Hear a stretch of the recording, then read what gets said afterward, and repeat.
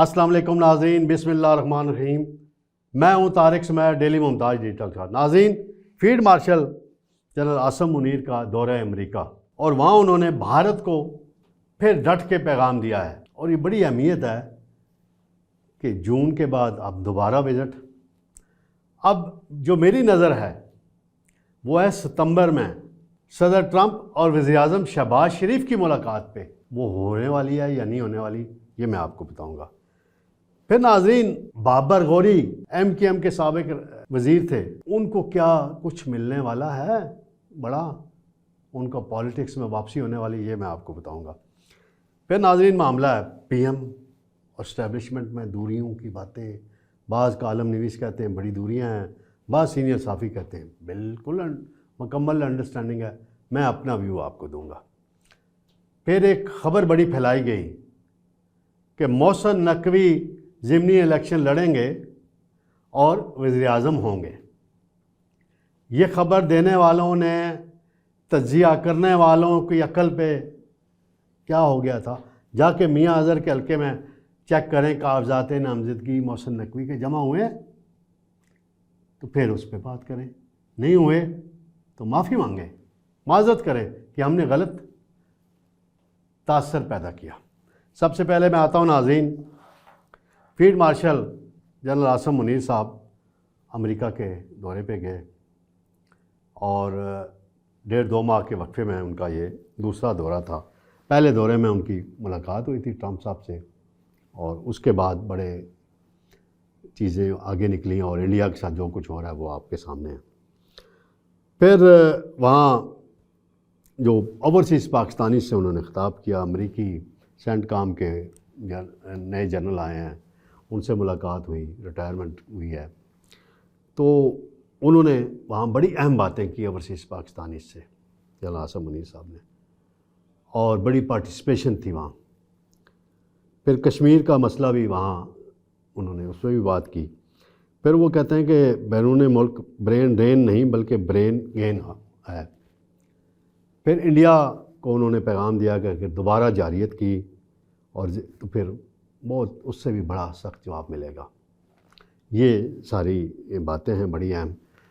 और अब सितंबर में यूनाइटेड नेशन की जनरल असम्बली का इजलास हो रहा है, वज़ीर-ए-आज़म शहबाज शरीफ वहाँ जाएंगे और अब जो मेरी मालूमात हैं, अब बड़ी कामयाब मुलाकात होनी है सितंबर में, जो का बताया जा रहा है शहबाज शरीफ साहब की अमरीकी सदर डोनाल्ड ट्रंप के साथ। और मुझे शहबाज शरीफ साहब की वो गुफ्तगू याद आ रही है जो मुझे किसी उनके करीबी दोस्त ने बताई थी, जब PDM दौर में IMF के साथ मायदा नहीं हो रहा था, ख़त्म हो गए थे सारे मामलात, और वो जो उनकी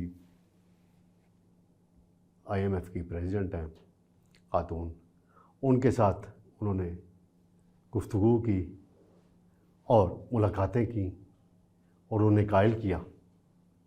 और एक दफ़ा शहबाज साहब की मुलाकात होगी ट्रंप साहब से, फिर देखिएगा पाकिस्तान के लिए और कितनी आसानियाँ पैदा होंगी, दुनिया में कैसे मामलात बेहतर होंगे पाकिस्तान के।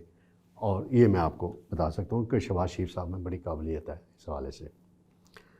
फिर नाज़रीन, वहाँ ओवरसीज़ पाकिस्तानी की तकरीब में एक साहब हैं बाबर गौरी, बड़े मशहूर, वो एक निजी चैनल के प्रोग्राम में उन्होंने इमरान ख़ान की फैमिली लाइफ के मतलब को बहुत सी बातें की थी। वो अमेरिकी अदालत के फ़ैसले भी लहराए थे, वो बड़ी मुशर्रफ दौर की बात है, उस वक्त वो वज़ीर थे, तो बड़ी तलखी हुई थी। वो क्लिप अक्सर अमन मीर साहब अपने प्रोग्राम में माजी में चलाते रहे हैं। अब बाबर गौरी साहब का नाम ले के बात की है जनरल आसिम मुनीर साहब ने, तो उससे आप समझें कि बाबर गौरी साहब को MKM की पॉलिटिक्स में बड़ी अहमियत मिलने वाली है। फिर नाज़रीन, एक मामला चल रहा है कई दिनों से, बहुत सी कालम आ रहे हैं, सुहेल वड़ाइच साहब लिखते हैं और उनके कालमों से लगता है कि सेम पेज में कोई दरार पड़ गई है, कोई थोड़ी सी कैंची चल गई है, कोई जैसे नाखून काटते हुए नेल कटर होता है उससे वो लग गया है, ये एक इम्प्रेशन उसमें आता है। और कुछ लोगों ने इम्प्रेशन दिया ख्वाजा आसिफ साहब के वाले मामले में तो मैंने चेक किया, उसमें इस्टेब्लिशमेंट का कोई तल्लुक़ नहीं है, वो पंजाब हुकूमत का अपना है, मौलवी शकूर साहब का मामला है, और भी बड़े मामलात हैं, वो उस तरफ मैं अभी जाना नहीं चाहता। तो अंसार अब्बासी साहब ने बड़ा तफसीली जवाब दिया है सुहेल वड़ाई साहब के कालम का, यानी 2 सीनियर साफ़ी हैं, दोनों की राय आप पढ़ लें तो आपको अंदाज़ा होता है कि क्या। अंसार अब्बासी साहब लिखते हैं कि वज़ीर-ए-आज़म शहबाज शरीफ को इस्टेब्लिशमेंट का मुकम्मल एतमाद हासिल है, तब्दीली की अफवाहें बेबुनियाद हैं, सिविल और अस्करी ताल्लुकात इंतहाई खुशगवार हैं, मामलात बिल्कुल वैसे ही हैं जैसे पहले थे। ये मेन उनकी बात है, तो आप इससे अंदाज़ा लगा सकते हैं। तो मुझे अपना भी फीडबैक आता रहता है। तो शहबाज शरीफ साहब ने इकानमी को बेहतर किया, मुल्क में हालात बेहतर बनाए, रेवेन्यूज़ इकट्ठे किए, और इस्टेब्लिशमेंट के साथ आज ही आपने बयान पढ़ा है ना पीटीआई के रहनुमा असद कैसर साहब का, कि जनरल बाजवा को एक्सटेंशन देना हमारी सबसे बड़ी गलती थी, कौम से माफ़ी मांगते हैं। जनरल बाजवा आपका सियासी बाप था ना, सब कुछ आपको 2018 में करके दिया, आपने माना उस दिन ये एक इंटरव्यू में असद कैसर साहब ने। अब आप माफ़ी मांग रहे हैं, तो इमरान खान साहब से भी कहें ना माफ़ी मांगें इस बात पे भी, और 9 मई पे भी मांगें, तो ताकि मामलात आगे की तरफ बढ़े।